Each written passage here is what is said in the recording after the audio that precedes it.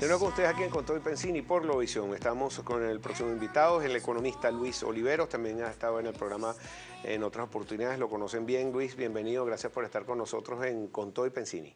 Gracias a ti, Pedro. Bueno, mira, nosotros la semana pasada, todos los mercados, todo el mundo estaba en tensión, Venezuela va a pagar, no va a pagar, comentarios de la banca internacional, Venezuela se pone de moda de todo el mundo, sí, pero siempre aspiran como una catástrofe. Me llamó la atención un artículo de Financial Times donde aparecía Thelma y Luis. ¿Sabes la última escena de esa película que o los agarraban la policía o se lanzaban por el barranco para abajo? Y así nos pusieron a nosotros. Si vas para adelante, te va mal. Si vas para atrás, y también, oye, es un poco injusto porque sí, Venezuela ha venido liquidando una serie de activos. Por ejemplo, esta vez no lo dice el Banco Central, eso es lo que está mal, sino que a través de, por ejemplo, la agencia de aduana suiza reportó que entraron más de 2.300 toneladas de oro que procedían de Maiquetía, y entonces utilizaron 1.300. Entonces Deutsche Bank, nos enteramos que hizo negociaciones de credit swaps y de gold swaps. Entonces te estás enterando por los mercados lo que está pasando,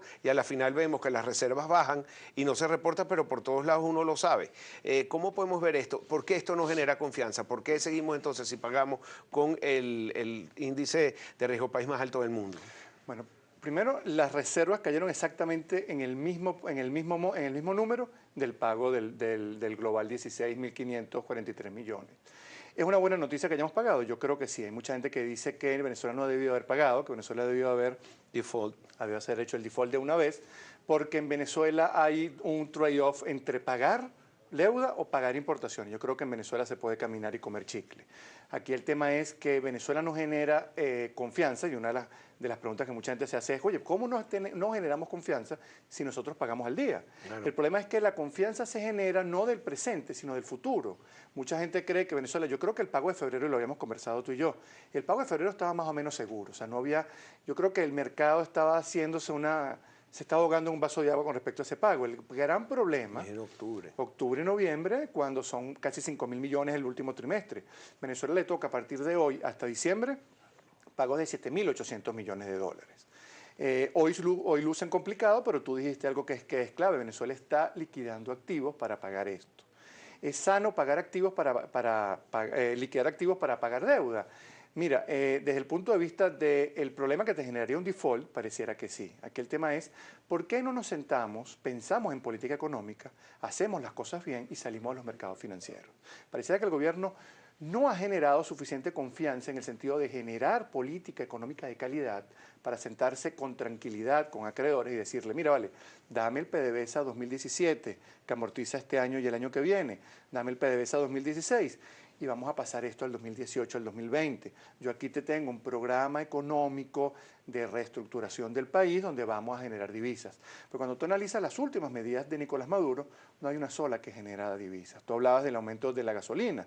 El aumento de la gasolina no te genera divisas, porque aunque puede ser que si pasa mucho del consumo del 95 octanos a 91, liberas algún tipo de importación de algunos elementos, no es un monto significativo.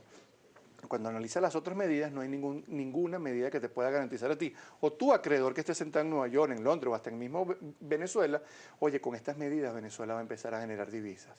Entonces tiene un problema grave, además el tema de la devaluación, devaluaste de 6.30 a 10. Oye, es como, oye, ¿de verdad Venezuela necesita una devaluación de 6.30 a 10 o necesitas un poquito más? Entonces aquí la pregunta es, bueno, ¿qué es lo que está pensando el gobierno? O, oye, estamos en una crisis realmente preocupante, realmente grave.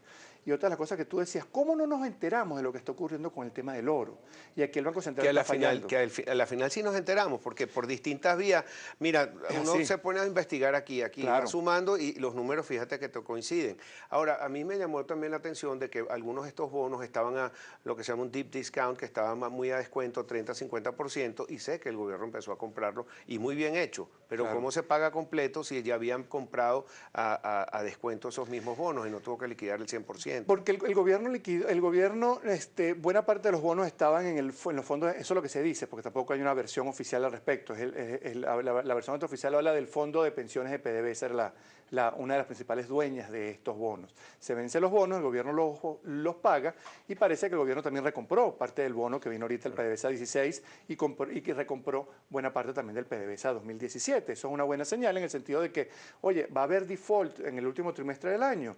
Yo creo que yo le digo a la gente, mira, estamos ahorita apenas en febrero, está terminando febrero, todavía falta mucha tela por cortar, este va a ser un año muy largo, vamos poco a poco, los vencimientos que vienen en los próximos meses no son tan fuertes, pero de aquí a octubre en Venezuela falta mucho tiempo. Hay que ver qué pasa con el mercado petrolero, hay que ver qué pasa con las importaciones, que han tenido una caída realmente importante en estos primeros 2 meses del año. Mira, quizás no nos enteramos de lo que sucede con el oro o no nos enteran. No nos enteran, porque te acuerdas todo lo que se habló del nacionalismo, de que teníamos que traer el oro aquí en Venezuela, y para que sepan cómo se transa el oro, las personas, los gobiernos tienen su oro colocado, por ejemplo, en la Reserva Federal, van con la Reserva Federal en los Estados Unidos. Entonces lo que hacen que si Suiza le compra a África, África saca un carrito y se lo lleva el mismo oro certificado, un señor dice, está, y lo lleva en un carrito. En el caso de Venezuela, nosotros tuvimos que repatriar ese oro, después de repatriado, volverlo a llevar y cada barra decir, no es oro cochano, es un oro que así, es de tanto, recertificarlo, eso cuesta un dineral. Para que la pregunta es, ¿por qué nos trajimos ese oro?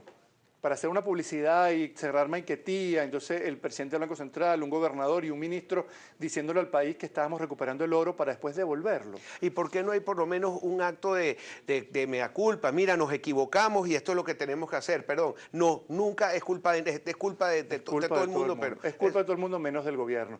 La crisis petrolera le está afectando a todo el mundo, pero el único país que está vendiendo oro es Venezuela. El único país que está pensando en que tiene problemas eléctricos y tiene problemas de agua es Venezuela. En la región, el único que está afectando al niño es Venezuela. Pero también Evo Morales está diciendo que es culpa del imperio, que aparece un amante con un hijo y que la señora además tiene unos actos de corrupción y dice que es culpa del imperio. A la señora. Sí, y además que la señora que le dieron 1000 contratos de parte del gobierno sin licitación, entonces es culpa del imperio. Oye, entonces no somos solamente... No, aquí. vale, pero es que, y también Correa, es que el problema es, y lo decía Cristina Kirchner, cuando tú ves, oye, son países que como que tienen un problema grave de asumir responsabilidades. Pero eso es ser inmaduro. Los niños son niños porque no reconocen sus problemas. El niño empieza a madurar el día que dice, mira, este es mi problema. Déjame echar para adelante, yo voy a ir para el colegio, yo voy a estudiar, no voy a estar jugando con los amiguitos. Y ese día ese niño madura. Los países entonces también tienen que madurar. Pedro, madurar, ser serios y entender que estás haciendo las cosas mal. Si el gobierno hubiera entendido que está haciendo las cosas mal en política económica, si el gobierno entiende que tiene que dar un viraje de 180 grados, la situación económica en Venezuela fuera muy Pero hay diferente. gente inteligente en el gobierno, por lo menos yo estoy oyendo de que se está pidiendo un préstamo de 5.000 millones, lo dijo el presidente del Banco Central, esos 5.000 millones son para el pago de la deuda, porque si no nos quedamos sin reserva, y nos quedamos sin reserva, el bolívar no vale nada, que ya de hecho no vale casi. Pero te quería preguntar, precisamente, a que tú nombras a Kirchner, los mercados no confiaron en los últimos 14 años en Argentina. Llega un nuevo presidente Macri y llegan todos los mercados y están dándole dinero a Argentina. Hoy, después de 14 años, hoy se acaba el problema de los fondos buitres. Están negociando una deuda de 15 años, de un default, que ojalá que nosotros no caigamos ahí. Ojalá. Mira, Pedro, sencillo, a Macri le tomó 3 meses arreglar el problema del default, que a la familia Kirchner le tomó 14 años no resolverlo. ¿Por qué? Voluntad política. Y en Venezuela debe ser así. En Venezuela el gobierno no quiere solucionar el tema económico. Y yo te puedo asegurar que un gobierno de oposición, un gobierno que piense en el tema económico, soluciona el problema, por lo menos da pistas de solucionar el problema en muy corto plazo.